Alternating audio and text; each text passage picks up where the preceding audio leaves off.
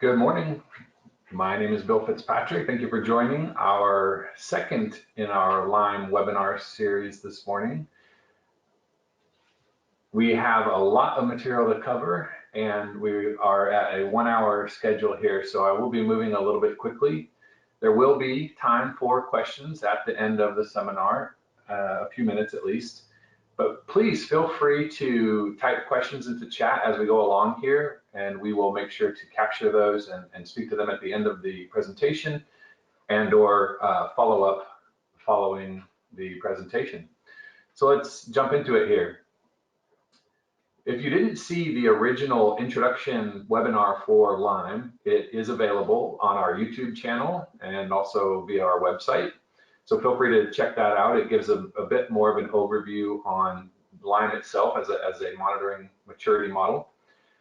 So if you're a little bit new to Loop1, a quick summary of who we are. First of all, our mission in life is to engage good people who thrive on learning from each other and working together to deliver exceptional enterprise services. And today that's largely specialized around the SolarWinds Orion Platform, but we very much take the approach that we want to partner with you in all of the things you're trying to do to ensure the best application performance and delivery that you can achieve. The company was founded in 2009. I was a co-founder back then. In 2017, I actually took full ownership of Loop1. And we have offices around the world. So there are 70 employees worldwide. Our headquarters are in Austin, Texas, where about half of our US staff works. And then we have staff throughout the United States. We also have an office in Cork, Ireland. And we just recently made an acquisition of a company in London, England, called Kenson Network Technologies. So we're really happy to have the Kenson family as a member of the Loop1 family. And that has definitely strengthened our UK presence. So 70 employees worldwide specializing on the SolarWinds platform. Over the years, we've delivered more than 4,000 engagements to clients of all sizes, of course, all over the world. So today, I'd like to know a little bit about yourselves briefly here as we get started. What is it that you do primarily? Are you a network administrator or do you work in a sort of a monitoring or an IT tools environment? And also, as we wrap up that first poll, we'll do a second poll here because there's some products we're going to talk about today that aren't only SolarWinds products. Here at Loop1, we do support products besides SolarWinds, though SolarWinds is more than 90% of what we do day to day. So I'll kick off this first poll here and we'll give everybody a chance to answer a little bit about yourself and what you do day to day. So we'll launch that poll. Go ahead and take a couple moments there to answer that poll if you would, please. And then as we get this poll concluded, we will ask the next question about which products are in use in your organization.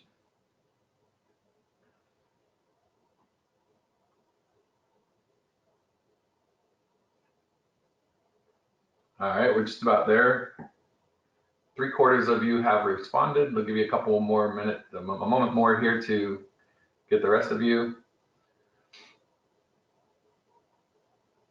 All right, so we have about a 70-30 split between monitoring specialists and network administration or network engineering specialists or network engineers. And that's typically what we see in the world these days, is that increasingly organizations have teams that are dedicated to monitoring. And so it's nice to see everybody here, as well as those that are still wearing that network engineering hat. So let me go ahead and close this poll. And we'll go to our second poll, which is, what does your organization use today? It may or may not be a tool that you're using yourself, but which vendors do you work with? Obviously, I expect that many of you are working with SolarWinds, but are any of you also using ServiceNow? Are you using NetScout? Are you using Splunk? Or are you using something else that you feel should be mentioned and we don't have it listed there? If you select other, I don't think it gives you a place to type anything in, but if you could go ahead and mention in chat, what is the other that you felt like you wanted to mention?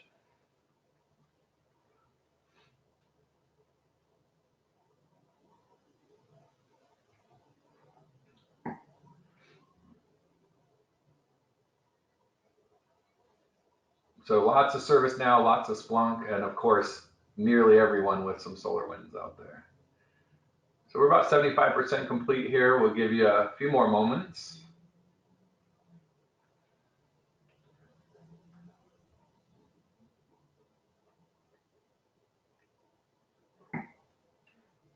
All right, so yeah, about a third of you are using ServiceNow. More than half of you are using Splunk, so appreciate that. Thanks so much for that additional information. We close that poll and let's continue. So if you haven't heard of the monitoring maturity model before, just briefly, this is where the name LIME comes from. It is the Loop1 Monitoring Maturity Model, which definitely doesn't roll off the tongue, and so we call it LIME, L1M3.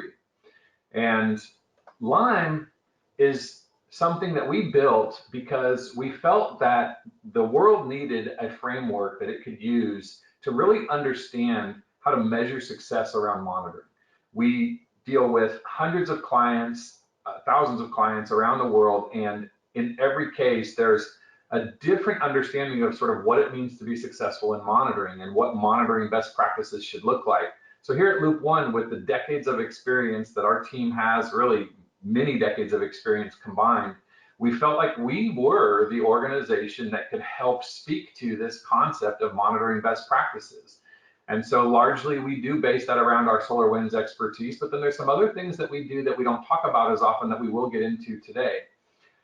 The model in itself is designed to just simplify the conversation. We want to have a structured approach to comprehensive application delivery and monitoring, and it can get really complex, but it's also finite. And so this idea of something being complex but finite means that it is manageable. You can wrap your arms around it, but you just need the tools and techniques to get there. And the other reason we came up with this model is that everything else is either outdated, like FCAPS, or it's just overwhelming. ITIL is a terrific framework, but it is more than what most organizations need. And trying to wrap your arms around ITIL in itself can be a bit of a battle when it's just a platform that's designed to help you with your monitoring to begin with. So we feel like this lives in a place where you could layer LIME ahead of ITIL if you're going on an ITIL trajectory, but you can definitely leverage LIME where there's probably a void in many organizations. And so this is the simple sort of foundation of LIME, and it's a starting point. It's definitely not the whole model, but this is where we begin by understanding sort of where are we, right? In each of our different technology tiers, how far along are we with the maturity of the technology and specifically the maturity of monitoring that technology, and what's it going to take to move from where we are to where we want to be? And that's what LIME is all about, and that's what Loop1 is all about. So we've defined these 5 fields, these 5 stages of what we call monitoring maturity. And we see everything from ad hoc to fragmented to typical to optimized to finally what we call insightful. And we do that across all technologies and teams. While you don't see cloud listed here specifically, I think we can all agree that cloud is really just other forms of these technologies. And I don't have containers called out here specifically either, but I think we can agree that containers live in that world between virtualization and server, right? So we do speak to cloud and we do speak to containers while we don't necessarily use those terms specifically in the model, because ultimately when you talk about those things, they're actually a component of one of those other areas. And of course, any of this would be incomplete if we weren't talking about security. But I will tell you that here at Loop1, we don't see security as its own pillar, but rather we see security as a component of every other technology. Application has security, servers have security, database has security, and so on, right? And so as we look at the model, you'll find that the language that we use in the grid speaks to security in a bunch of different ways. So we sort of consider security intrinsic to LIME, as it should be intrinsic to the operational processes and tools that are available and used within your teams. Now, that doesn't mean you don't have security teams within your organization. You probably have teams with security leadership, and you have teams where members of a virtualization team or a storage team or a server team might be attending meetings and conversations that are security centric and then bringing that back to a given team. And that's really the way it should function. It needs to be a tightly integrated sort of intrinsic approach where security is not an afterthought. It's not something that we do after we've built something. It's a part of the design, it's a part of the architecture, and it's intrinsic to the Lime model. And so today, we're going to talk about just one line in this model, and that's the network monitoring aspect. So we're not going to spend a lot of time talking about servers and applications. We're not going to spend a lot of time talking about end users, but we won't ignore those things either, right? Because while the network is the foundation for communication, it's there because of these other things. So as we get started, let's just take a quick look at what we mean by the maturity levels that we've listed here, from ad hoc to insightful. More often than not, at Loop1, we don't meet too many organizations that are still ad hoc. By the time they've gotten into our world, they're very likely either fragmented or typical. So ad hoc is usually smaller organizations that have really limited resources, or they could be younger, sort of newer organizations, right? Companies that have been founded recently, or companies that are recent sort of mergers and acquisitions perhaps, and they just haven't had an opportunity to establish monitoring practices, and so they don't yet have maybe staff or budget for monitoring. From there, we move to fragmented. And here what we have is organizations that are probably more mature, but their monitoring hasn't matured. So they're very reactive, they're very much firefighters. They very likely do some key monitoring of specific things, but they don't really have a monitoring sort of model in place. They generally don't have the team members or the full resources or tools to do monitoring. They're probably using a lot of free tools, or maybe they're just using whatever they can get out of their vendor supplied tools from whatever hardware they may have purchased. And so then that moves us to typical.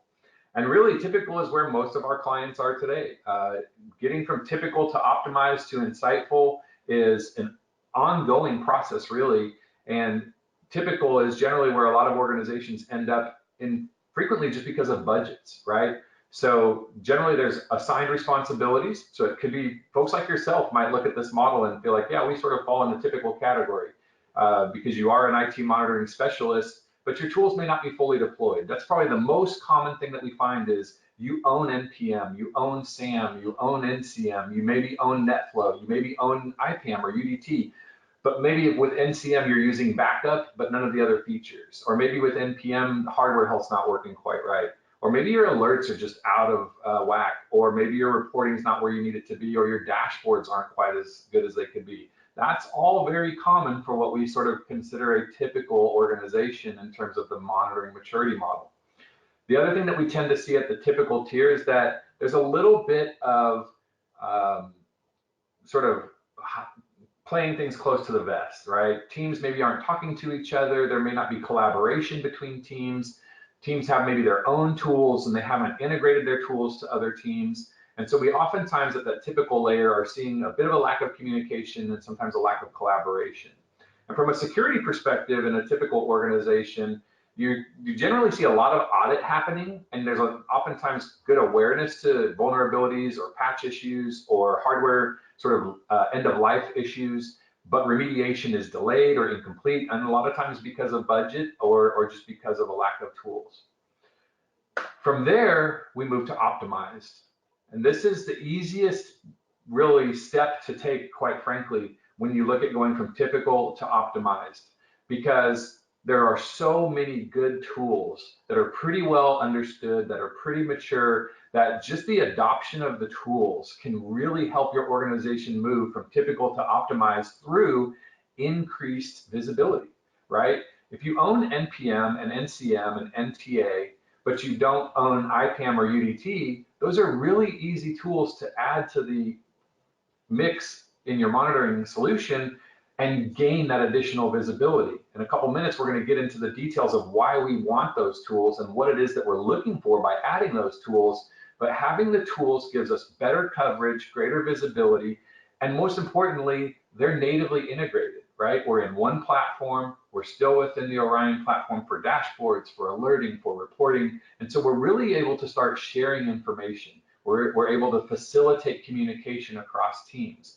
Adding tools like UDT and IPAM typically will drive involvement of help desks and NOCs because they can use those tools on a day-to-day basis in ways that we sometimes don't need as administrators or engineers. And so the other thing that we see as we move into optimized is that we're much better at remediation. We've got our audit capabilities there. We're sharing our audit capabilities with maybe policy creators or practitioners from a dedicated security team, and we're saying to them, hey, I know you really care about auditing for this regulatory requirement. Maybe it's a DoD requirement, maybe it's a federal requirement on the civilian side, maybe it's a local and state government regulation, maybe it's a commercial regulation like PCI or HIPAA. Whatever it might be, if you've got somebody that's creating policy and they don't know, for example, that you own NCM and all of the compliance capabilities within NCM, then there's an opportunity there to take that network monitoring tool and bring it into the security practice and show them what capabilities you have to assist with audit and remediation. And in some cases, we're even seeing at an optimized basis that teams are using agile frameworks. There's Scrum daily meetings taking place, and there's a very proactive approach to identifying what needs to happen next, removing obstacles, and progressing monitoring platforms to the benefit of application delivery. And then finally, we have sort of that brass ring, that most difficult tier to achieve that requires the most commitment and leadership, but what we call insightful. And insightful is a bit of a buzzword. It's certainly got a lot of marketing ease to it, but I think it's true. I think that when we really think about an organization that can view IT data as a key component of business operations, that's what it means to be insightful. That's when you have tools that give you information that allow you to make business decisions, that allow you to manage budgets, that allow you to manage staff, that allow you to forecast, and that allow you to make good decisions about what you're doing for cloud, for example, being able to do a cost analysis of Azure or AWS or any other cloud provider and compare that to your own data center operations and weighing out the risks of security concerns or compliance concerns alongside the costs of what those things might look like and what benefits they bring.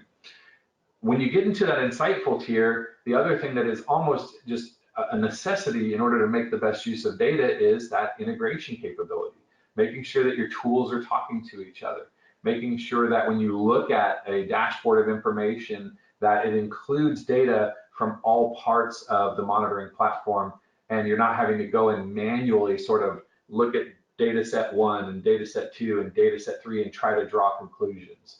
And so that's a big part of what we've done at Loop1 is work on bringing data together from, of course, the Orion platform, some things that it does natively, but some things that we can make it do that we know where the data is in the database. We have the expertise in creating advanced reports or bringing data into like a Power BI environment or a SQL reporting services environment. Even in some cases, bringing Orion data into Tableau and tools that are like that, so that we can really make good use of many different data sets in terms of our business decisions that we're trying to make. And then the other piece that we see with an insightful organization, and we will see this with optimized as well, that's really where it starts to introduce itself, is this idea of automation. So for example, having really strong processes around provisioning of monitoring. When new equipment comes into the environment, what are your processes and procedures to make sure that that equipment's being monitored correctly? There are really clever ways to automate this process today when we leverage things like ServiceNow and a CMDB, where we can identify newly deployed equipment and then automatically pull it into Orion to do node creation and assign polling characteristics for monitoring purposes. To do things like automated group creation, to do things like automated integration between ServiceNow and Orion, not only from ServiceNow to Orion, but from Orion back to ServiceNow, right? So all of these things are capabilities that we have with SolarWinds and these other tools and the expertise that Loop1 has developed over the years. And those are the things that can really give your leadership that additional combined correlated data set that can help drive better business decisions. So let's get into the details now, right? It's gonna get, if you thought this presentation already had a lot of text in the slides, it's only gonna get worse from here, I'll warn you now. But that's because we have a lot to cover and a little bit of time to do it in. And so the first thing we're gonna talk about is, what do we really mean when we say network monitoring? Well, the way I define it is basically everything in the transport path that supports the secure and fast delivery of applications to end users. So it's everything in the path as well as the dependencies. Now, it's not necessarily everything with an IP address, right? So let's not rush to that conclusion. And in this conversation today, we are specifically talking about the network tier. So there's Future webinars on storage and database, virtualization, server, and application. There's a lot more to talk about. So you won't hear me necessarily talk about WMI and scripting and some of those things that we will definitely do at a different tier. But we are talking about all of the different tools in the Orion platform that help support some of the things we do at the network tier. Definitely NPM, right? Network Configuration Manager, NetFlow Traffic Analyzer, IPAM, UDT, Log Analyzer, and let's not forget about voice, right? It's us in the network team and us in the IT tools team that carry the burden of making sure that our voice infrastructure is performing well. And so we've got VNQM from SolarWinds to assist with that. And as we talk about NetFlow, we'll also touch on things like QoS and some of these other less common but equally valuable data sets that we can find using those tools. But the point I really want to hit home with here on this concept of what do we include is if you haven't collected it, you can't report on it, you can't put it in a dashboard, and you can't put it into an alert. And as we talk a little more in a moment about what it means to do this collection, I want to also plant a seed in your head about this idea of collection frequency or sample interval. In SolarWinds, they call it a polling interval. If you don't do that correctly, then again, the use of the data can be diminished because we don't have the right data points. So we'll talk about that more in a moment. And then finally, retention is also something that you have to be mindful of. If you've got great sample intervals and you know that you're collecting the data that you're going to need later to do the integration and do the analysis, how long are you holding on to it for? And in what ways are you storing it so that you can do sort of immediate work versus reporting that might be quarterly reporting or even annual reporting? When you start to move to the business layer of this, when you talk to business leadership that's less involved with the technical day-to-day, they really will use language where they'll talk about quarter over quarter and year over year. And for us as network engineers, we don't necessarily think about things that way, but from a business perspective, those are oftentimes how they're making those decisions. So then let's talk about the device types, right? It's really all types of managed devices, right? Access points, wireless controllers, and of course, switches, routers, firewalls, VPN concentrators, security gear that might be IDS, IPS gear, clearly our voice equipment, our load balancers, right? Traffic optimizers, could be WAN optimizers, could be encryption and decryption equipment. You might have some Gigamon out there. You might have some Ixia. You might have some different, packet flow switches and things like that. All of it is part of what we consider when we think about our network monitoring tier, right? The device types that we will be collecting information on. And don't forget your environmental sensors, right? There may be sensors that help you manage security in terms of door sensors and cage sensors in your data centers.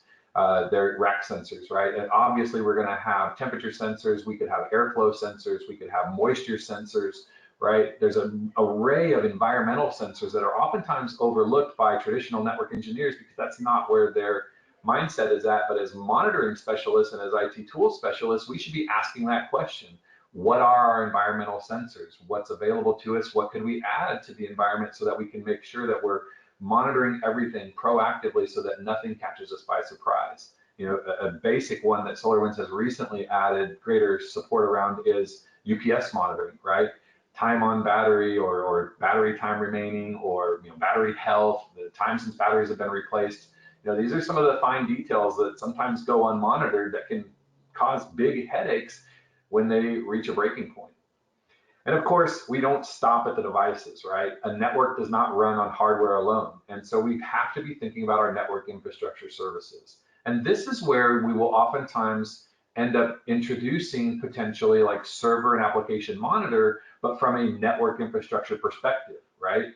This is the ability to monitor DHCP or DNS, monitor bind or directory services. Certainly Active Directory would fall in that category. Monitoring our time servers, right?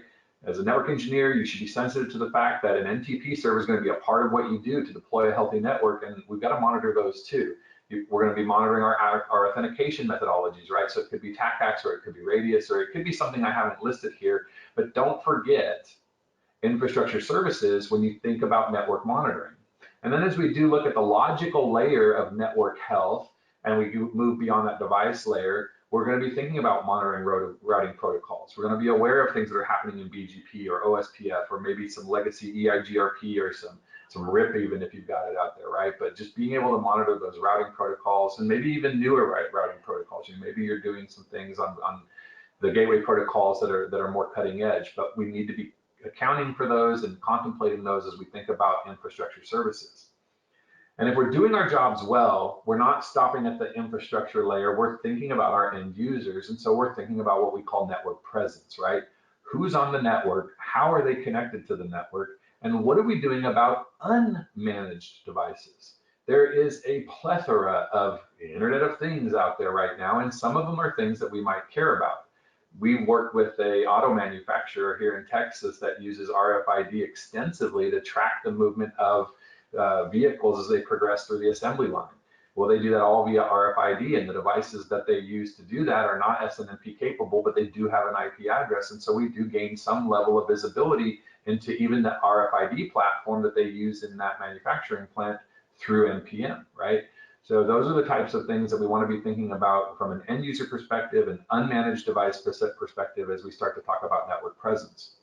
Network presence also plays a key role in security, right? As we look at tools like user device tracker, if we want to find problem end users, if we want to locate a device that maybe represents a threat in the environment, you may have security tools that tell you you've got a worm on a particular endpoint, but UDT can be the tool that will tell you where that endpoint is in the network, whether it's wireless or wired. And of course, as we look at the edge, we want to be looking at log data, right? So firewall data, firewall rule monitoring, the ability to see where we have firewall rules that are overlapping, shadowing, firewall rules that are, or inbound traffic that's creating issues at a firewall edge as well. And so that kind of brings us to a network traffic consideration, right? So when we talk about network monitoring, it's not just the hardware, right? And I think that's where a lot of organizations start and sometimes stop, and we really need to continue. And as we move through, we get to traffic analysis. And I personally feel that today, this is one of the least understood and least utilized methods of network performance monitoring that we try to encourage our clients to start thinking about. Because what we can do with network traffic analysis on top of, right, not instead of, not without, but together with our network monitoring that we do in NPM and the other tools that we mentioned, is we can look at aggregate network traffic, and we can see things like application response time versus network response time. Now, you can do that to some extent with quality of experience within NPM. So if you're not familiar with that, we'll mention it again later. It's something you can take a look at. But there are enterprise scale solutions like NetScout, Viavi, there's others out there like ExtraHop that can give you visibility into your aggregate traffic that can help you find things that can be otherwise really difficult to find. And so we'll talk a little bit more about that as we go forward. Protocol performance, sort of HTTP response time and query response time, things like that are available with the right tools in place. And certainly protocol errors is something else that we want to be mindful of. They can also be more easily found using some of the wire data tools. And then packet errors is something that we can actually track with NPM natively, just interface packet errors, but not everybody is necessarily doing it today. We'll talk about that more in a moment here as well. So we're at about the bottom of the hour here. It's 11:30. I've got one more poll for you. I want to know a little bit more, please, about what tools you're using today. So we'll first ask you, within the SolarWinds tool set, what are you using? And if you've started to take a look at wire data collection, what are you using for wire data? Now, I didn't see anybody answer anything on NetScout yet, so I'm really curious to see if you are doing wire data collection, what tools are you using? So let me throw this poll up here for you. So start with the SolarWinds tools. I actually have two for this because I ran out of room in the way that GoToWebinar does this. I can only have 5 answers per. So I've got the first one here covers the basics, right? NPM, NetFlow, NCM, IPM, and UDT. And the second poll in a moment will also look for Log Analyzer as well as VNQM. So I'll give you a moment to answer this one.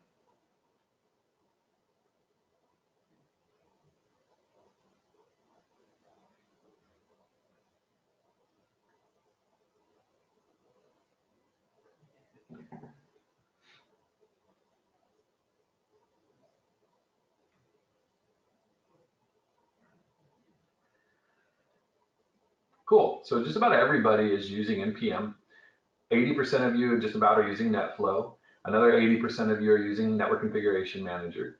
About 3/4 of you are using IPM, but less than half of you using UDT today.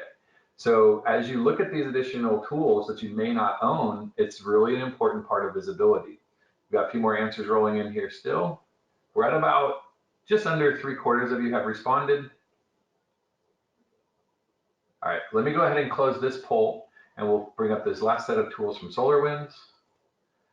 So this, the ones that I couldn't fit into the first slide. Oh, and you know what? I think this poll is set up wrong. It's either or. Sorry about that, guys. We'll go ahead and choose one or the other. If you happen to be using both, don't worry about it. Just choose one. Choose the one you use more, and see. Let's take a look at what you're using out there. That's really nice to see that there are so many that have adopted Log Analyzer. So we're at it's about a 90-10 split between Log Analyzer and B&QM, but only about a little under half of you have responded. So give you a couple more moments here. I realize that we may not get all respondents in this one, because if you're not using one or both of those tools, then we won't necessarily see everybody respond. Okay, good. So it's actually it's closer. It's a 60-40 split. So just a little more than half of you are using one of those two tools. And let's go ahead and close that, and we will now go into this other final question of our polls today, and that is, what else do you use? And in particular, are you using anything for wire data? And we'll talk a little bit more about what I mean by wire data here in a moment, but if you recognize anything in this list, NetScout, ExtraHop, Viavi, or maybe you do use Wireshark on a diagnostic basis, or maybe you use QoE because you feel like that's been able to meet your needs from a wire data perspective. Okay, so yeah, kind of what I expected to see here. Just about half of you have responded, and we're at about 70% Wireshark, 10% something besides NetScout, and then of course about 20% of you are, no, we don't do any wire data capture. So that's really interesting to hear that there are no real enterprise tools for wire data. I'm going to talk a little bit more about it as we go through the remainder of the presentation, and hopefully we'll be able to engage with some of you and talk a little bit more one-on-one about why we think wire data is important and how we collect wire data to benefit our overall monitoring strategy. All right, so we'll close that poll and we'll move back into the remaining slides here. Thank you, everybody. Appreciate that. Great participation. That's always nice to have in one of these sessions. So we talked about where we monitor in the network, right? We're monitoring devices, we're monitoring infrastructure, we're monitoring traffic. So what are we looking for? Well, historically, we've talked about the good old-fashioned availability, right? Status, up and down. And generally speaking, we're collecting that using ICMP, ping, right? Ping is our long-time standard network monitoring sort of tool. But man, that is antiquated, right? We don't leave it behind. We still use it. Availability is still important. And when we think about availability, it's important to remember that it's not just about up and down, right? It's about response time and fluctuations in response time, because that'll indicate potential network issues. And it's also about packet loss, right? Now, when we think about packet loss in this context, we're really only talking about packet loss between the polling solution and the endpoint. So that's dropped packets for whatever reason along that path, and that means there's going to have to be additional diagnosis. That's not the same as packet errors, right? Packet errors we collect using SNMP from our switches and routers and other interfaces, where we can see transmit errors and receive errors. Now, this is something that's been native to NPM from the beginning, and yet I meet a lot of organizations that really aren't paying close attention to it. If you pay attention to it and you do it intelligently, we recently had one of our MVPs, a gentleman named Mark Netterfield, happens to be on the webinar today, wrote a custom dashboard for a client so that he could more intelligently see the packet errors that he would actually care about. That's an important part of network monitoring, because those packet errors can sometimes go unnoticed, and they lead to weird things. They lead to dropped connections, they lead to slow application response time, they lead to application just error pages loading, right? So we really want to be making sure that we've got this simple and native capability in NPM that sometimes goes overlooked. We should be paying attention to our packet errors. And of course, hardware health is a big part of what NPM also does natively today, and we should be paying attention to it, right? Our temperature status, our fan status, our power supply status, chassis status. Don't assume that just because you can ping something, it's healthy, right? And then let's remember too that just because it was healthy yesterday doesn't mean it's still going to be healthy next month or next year, because things do go end of support, and they certainly go end of life, and you need to have a plan, right? If you have a switch fail that's been in your environment for 8 years or more, what are you replacing it with? Because I'm going to guess that the model that was there is not the model you can buy today. And so if you don't have a plan in place, if you're not paying attention to the device age of the equipment in your environment, then you may find yourself faced with some very difficult challenges on an unexpected failure to put a piece of equipment into the network that you weren't prepared to provision. And so as we look at devices and we talk about going deeper into the devices and things like hardware health, we also want to be aware of our configurations, right? Now, when we talk about configurations, there's a whole other conversation around IT service management that has to do with change control. And that's definitely part of the LIME conversation. LIME is not just about what are we doing, but it's also about how we do it. And so we have to be mindful and respectful of how important it is to have good change control methodologies and to adopt change control that makes sense for our organization. Whether that means you allow changes at all hours because you have such great tools for tracking it and you have confidence in your ability to make modifications, or whether you restrict change control, as many organizations have for years, to specific maintenance windows. Regardless of what change control methodology you're using, you need to have the right tools in place. There are certainly some things you can do within Network Configuration Manager to help support change control. And then of course, there's other third-party solutions as well.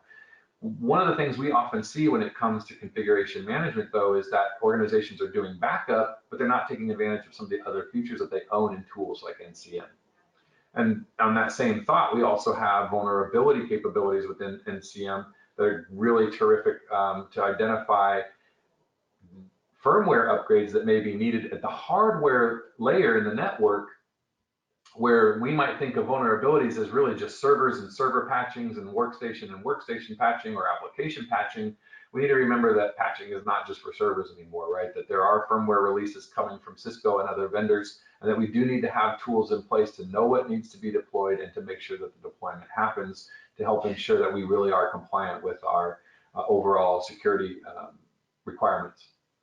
And so again, as I've mentioned a couple of times, these are all capabilities that are either built in or sort of out of the box features of SolarWinds, both NPM and NCM. So if you're hearing something that you didn't know, then you certainly want to take a deeper look and think about what you could be doing with that information.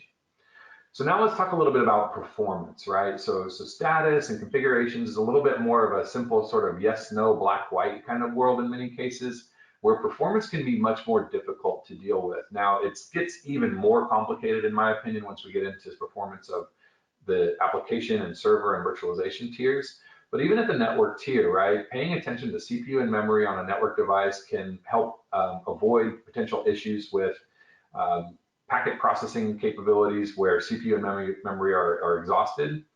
Most of the time, though, when we talk about performance and we talk about the network, we're talking about good old-fashioned bandwidth utilization. And this is absolutely an important statistic that we do need to focus on, but you need to be prepared. If you're really going to go from being typical to optimized and optimized to insightful, just knowing how much bandwidth you're utilizing isn't the whole story, right? You have to be able to do traffic analysis. And when we talk about traffic analysis, most of the time we are probably talking about NetFlow, but it's not only NetFlow. We'll also start to talk about wire data. And so I'll go a little bit more into that here in just a moment, but just quickly on the NetFlow side of things, right? Understanding who our endpoints are, both internal endpoints, external endpoints, clouds that might be in a trusted cloud, or sorry, endpoints that might be in a trusted cloud, right? We need to know where our endpoints live, and we need to be aware of which endpoints are generating traffic, what those conversations look like, what applications those endpoints are using. Generally, we're going to find those right on destination address and port. How much of the network are they consuming? Is it behavior that we expect to see? Is there unexpected behavior? And then a little bit more difficult type of metric to go after if you don't have the right tools is network response time and application response time. With the right tools, you can say conclusively in both a single conversation or in an aggregated methodology whether or not the network is working well, but an application is having problems, right? And that really comes back to this whole sort of, is it the network or is it the application perspective? In Orion, within NPM, we have a feature called quality of experience. It's a lightly used, often overlooked feature that can tell you network response time and application response time. And it can really help you see when there's a problem in the network tier versus an application tier. But it does have some limitations, and it is a somewhat basic capability. To really get into application response time and network response time, tools like NetScout's nGenius 1, tools like ExtraHop, tools like Viavi can let you do wire data capture and see within those packets the true performance of conversations in the network, so that you can see without having to look at the application front end, without having to talk to end users, without having to do web synthetic transactions, which are all great things to do, by the way, right? We will still do those things because they each bring value to different stakeholders in their own way. But as network engineers with wire data, we can see when there's application issues just by watching the conversations and doing it in an aggregated way. The other thing that we can do when we look at these wire data information is we can see protocol errors. We can see when there's an HTTP 404. We can see when there's a DNS lookup failure. We can see when there's an Active Directory authentication failure. We can see when there's a query failure. We can see when there's a database logon failure. We can see query response times. Now, you can also see many of these things using tools like DPA and SAM and some of the other application tools. But as network engineers, when we have wire data, we're better able to collaborate with those teams and stakeholders to say, did you know, Mr. DBA, that in your server farm, you've got this cluster where one of the nodes is returning these failures, but the other node isn't? He may not know that because he's probably not necessarily looking at the traffic, or he may not be looking at some of the logs that might be kicking those errors. He may live in a world where if his users aren't calling him, everything is fine, where we could be seeing that type of information with wire data captures. And it's really, really simple to do. It takes very little time to deploy and to collect. It's some of the easiest things to find. Now, getting further into application analysis at the wire data level does take more expertise, and you can certainly do those things. Part of what I'm trying to highlight here is the fact that if you're not doing wire data analysis today, adding wire data analysis to your team can certainly help enrich your ability to work with your other application delivery folks, so that you can see things that they may not easily see. And of course, we're not going to have a complete conversation if we haven't talked about path analysis, right? Now, there's a number of different ways that we do path analysis as well. Within SolarWinds, we have, of course, the NetPath feature. The NetPath feature does a really nice job at layer 3, right? So we're going to see a layer 3 path end to end. We're going to see all of the hops in that path on a TCP basis. We have some magic packet capabilities in there, so we can do some things to really understand when we have multi-path capabilities, when we're using one path versus the other, what the response time of one path is versus the other. You do also have some of those capabilities. If you didn't know, you have that within VNQM. In a Cisco environment with an IPSLA monitor, you can do path monitoring. And so you can take NetPath capabilities from NPM, you can take VNQM path monitoring capabilities, and you can combine them to really see intelligent path monitoring. And as you think about your paths, again, you're going to be looking for what are the important paths in your environment, right? What direction is traffic flowing? What are your end users experiencing? And really with path analysis, what you get to do is see what traffic looks like even when end users aren't necessarily active. So you can obviously find problems when end users are having problems, but you can also find problems when the end users aren't present using path analysis. So just reminding ourselves that all of these types of capabilities as we look at the line model are delivered in tools like NPM, NTA, UDT, IPAM, VNQM, and then if you're looking at wire data within Loop1, our tool of choice is NetScout. There are certainly other options out there that we're happy to help support. So in terms of how we do this collection, not much has changed over the years. And I really debated getting into a telemetry conversation in this slide.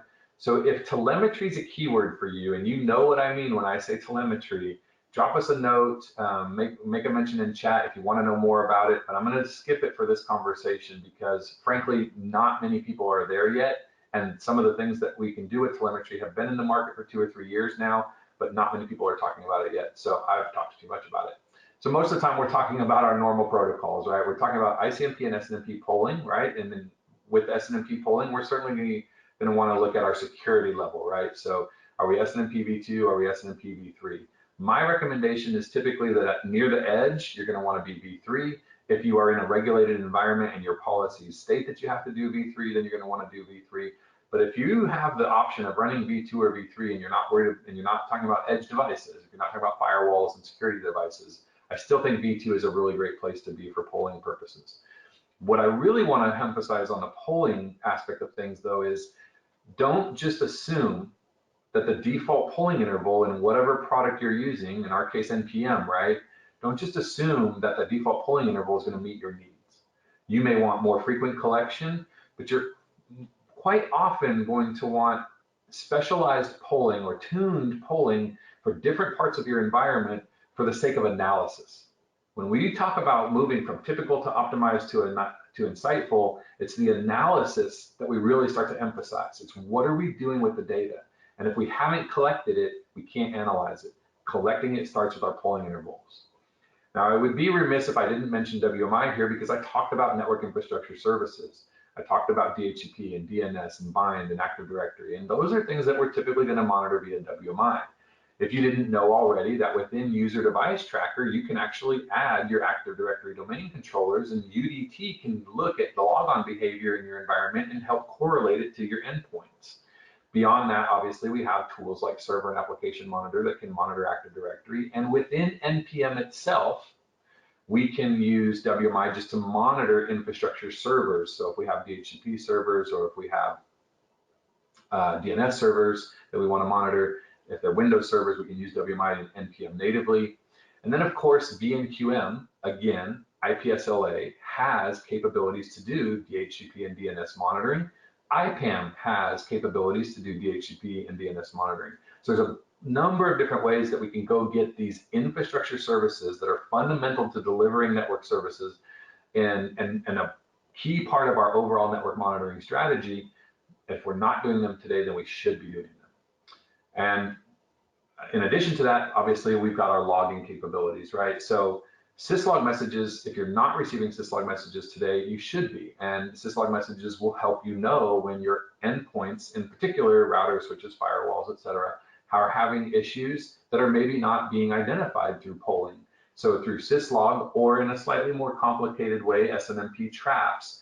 If you aren't receiving syslog and you're not using traps, then there's a definite gap in your monitoring that you need to address.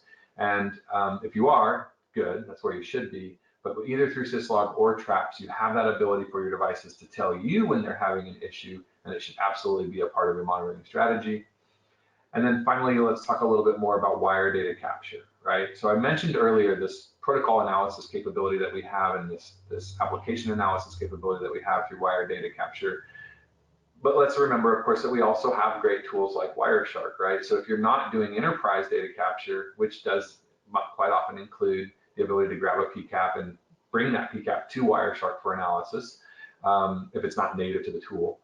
We do have tools like Wireshark, and if you've watched what's happened in the Wireshark space lately, they actually are starting to scale. There are some things you can do now with Wireshark that start to apply to sort of that mid-range sort of automated collection across the network that's not necessarily always on the way some of the other tools are like NetScout, but they do have some localized diagnostics capabilities, and they do have some sort of remote diagnostics capabilities that you can add to it.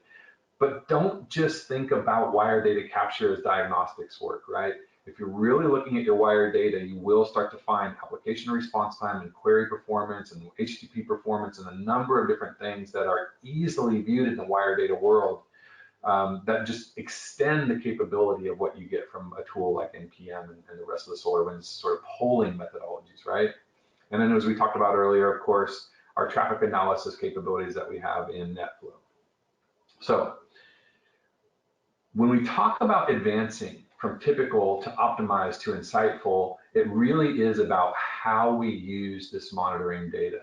We've got about 10 minutes left to the end of the session, and I've got 2 slides left, so I'm going to move a little bit quickly here. I want to save some time for questions. But when we talk about being insightful, when we talk about being optimized, we're talking about sharing information, right? We're talking about intelligent dashboards for leadership, intelligent dashboards for different teams, whether it's a NOC team, a server team, an application team, a desktop team, whatever the team structure might be, a security team, right? They should have intelligent dashboards. Those dashboards should include information from all of the different tools that you run. And those dashboards will oftentimes be in SolarWinds, but they don't have to be. They could be in a third-party platform like a Tableau, or they could be Power BI, or they could be SQL reporting services. And these are things that we've done within Loop1 for years in supporting our end users, but we don't talk a lot about it. That's a really big reason why we've created Line is to let people know that, look, to really mature your monitoring, to really go to that next level, we can take this data and do more with it. And we start by sharing it with the teams that care about it. We start by bringing those teams together and collaborating on what the data is telling us. We give some safe self-service capabilities to teams where they can log in and see their own information, and they don't necessarily have to open a ticket or make a phone call or send an email to get questions answered. So giving those dashboards helps to really give some of that self-service capability. We can help more clearly demonstrate the relationship between the network and the rest of the stack, right? So that somebody can log into a dashboard and they can see through maps and diagrams and all of the different dashboard capabilities that we have, how things connect to each other, how things depend on each other, and what the overall landscape looks like. As staff changes occur, having those types of tools deployed at that level of complexity, at that level of completeness, right, at that insightful or optimized level, it speeds staff ramp up, right? A new employee coming into an environment with those kinds of tools already running learns faster, integrates more quickly, and has fewer questions because the tool can give them a better picture of what's happening in the environment. And then, of course, as we talk about that shared visibility, we're now talking about how to aggregate and see through aggregation patterns that are evolving. And when we see anomalies, right, where there's a big movement right now with artificial intelligence and machine learning to do anomaly detection. We see that within some of the SolarWinds tools like DPA. When we see anomalies, we have that ability to then disaggregate and dive into those anomalies.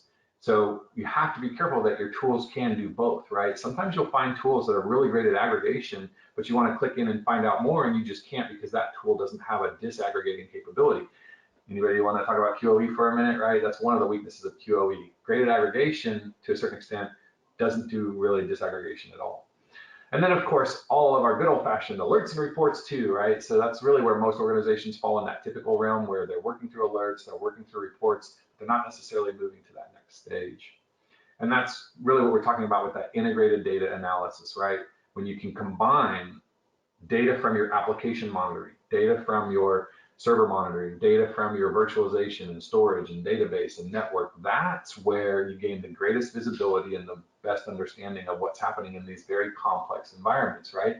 I said at the top of the session, it's complex, but it's finite. And so one of the fastest ways to go from typical to optimized, if you're thinking about the integrated data analysis, is what SolarWinds calls AppStack, right? At SolarWinds, they offer an AppStack view, and they have the AppStack tools. And for AppStack, we're talking about DPA, VMan, SRM, in addition to many of the tools that we already own, NPM, SAM, etc. So what else are we doing with this data, right? Well, generally, some of the easiest things to do when you move to that tier of sort of optimized and insightful capability is your forecasting, your budgeting, you're finding ways to do cost savings. So that could be related to bandwidth, it could be related to device and architecture planning, collaboration, letting that sharing of information can lead to cost savings. How many times have you been in a meeting where you show somebody something in SolarWinds and they go, oh, I didn't know we had that. And you just save them time and or money, if not both, right? And so then as we continue, there's some other obvious things that we do with integration, right? We do automated ticket creation, we do asset management, like we talked about the ServiceNow integration in a bidirectional fashion. We improve our ability to support dependency awareness for application path mapping. And of course, we're strengthening our security posture, right? Through everything that we do, we're leveraging the tools capabilities to look at traffic patterns, identify threats, remove threats, identify endpoints, remove endpoints, enforce policies, whether it's through compliance or whether it's through firewall monitoring. And of course, we are talking about, again, on a security basis, that shared visibility. And the other thing that we're doing now, and we'll see this more as we get into some of the other tiers, is we're getting into what I call third-party accountability, right? It's not really anything new, right? This idea of a service level agreement has been around for a long, long time, but we have more third-party relationships today than we've maybe ever had. In years past, our third-party relationships were largely circuits coming to us from organizations like AT&T and Sprint and British Telecom and Orange Telecom. Today, we have Office 365, we have Salesforce.com, we have many, many, many different cloud-based applications that our organizations run, and we have our own hybrid environments where we're putting our own tools into the cloud. Well, we need tools that can give us third-party accountability for, even if there's a service level agreement in place or not, we know what the environment's doing, and so we can help to partner with our third parties and hold them accountable if need be, but even just collaborate and have meaningful conversations. And if nothing else, you get all your tools in place, you achieve all these great things, and you just prove once and for all, it's not the network. We will wrap it up here. I really want to thank everybody for participating today. Stay tuned. If you thought this was interesting, reach out to us. If you want more detail, we'll share the slides with you. If you want to have a longer conversation about anything that we touched on today, please reach out to our team. We're happy to do that. And we have every month for the next several months, once a month, there will be another new Lime deep dive webinar on storage, on database, on server, on virtualization, on containers, on application monitoring. And so we are just getting started with the series. This is 2 of many more to come. So thank you very much for your time today. Enjoy the rest of your day. And thank you for being a Loop1 client. Thank you for participating today. Take care.